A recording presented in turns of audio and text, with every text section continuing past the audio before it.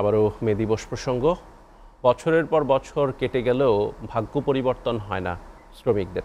আজও সুরক্ষিত হয়নি শ্রমিক স্বার্থ, নিশ্চিত হয়নি ন্যায্য মজুরি কিংবা কর্মঘণ্টা।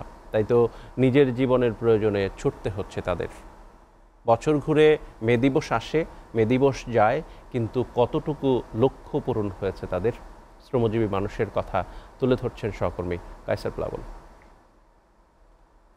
বিপুল মিয়া পেশায় একজন রিকশা চালক। পরিবারকে সুখে রাখতে প্রচণ্ড গরমে প্যাডেল চেপে নিয়ে যাচ্ছেন যাত্রীদের। এ দিয়ে যা পান তা দিয়ে চলে না সংসার। ঝড় কিংবা প্রাকৃতিক দুর্যোগে বের না হতে পারলে অনাহারে দিন পার করতে হয় পরিবারের। তবে এমন বিপুল মিয়াদের সংখ্যা কত তার কোনো পরিসংখ্যান নেই পৌর কর্তৃপক্ষের। জেলায় লাখো শ্রমজীবী মানুষের চিত্র এমনই। আমার এই গরিব মানুষের নেত্রীকে সাড়া দেয়। রিক্সা চালানো না পারলে তো আমার খাওয়া দাওয়া বন্ধ। শ্রমিক স্বার্থ নিশ্চিত করতে 1986 সালে যুক্তরাষ্ট্রের শিকাগোর রাস্তায় রক্ত দেয় শ্রমিক। 150 বছর পেরিয়ে গেলেও বাংলাদেশে পাল্টায়নি সেই দৃশ্যপট।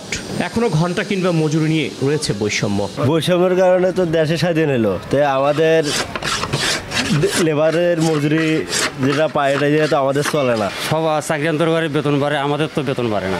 ঝড় বৃষ্টি এলো তো আমার গাঁও বেশি গাড়ি চালান নাকে, তাছাড়া তো আমার ঘরে ভাত হয় না ফেটো। প্রতিদিন কাজ করলে আমাদের ডাল ভাত কেনা হয়, না হলে আপনাদের খাওয়া হয় না।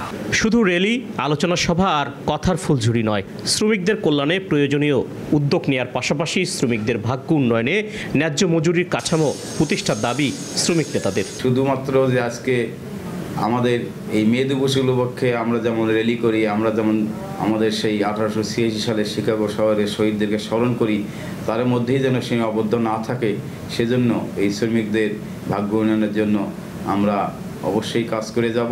জেলার শ্রমিকদের ভাগ্য উন্নয়নে সরকারের বিভিন্ন উদ্যোগ নেওয়ার কথা জানান জেলা প্রশাসক। বছর ঘুরে মে দিবস আসে, আবার মে দিবস চলে যায়, কিন্তু ভাগ্য পরিবর্তন হয় না এইসব শ্রমিকদের ভাগ্য নিয়ে যেসব কর্তাবাবুরা কথা বলছে, তাদের শুধু আশ্বাস এই কথার ফুলঝুরির মধ্যেই সীমাবদ্ধ রয়েছে। কায়সার প্লাবন, SA টিভি, গাইবান্ধা।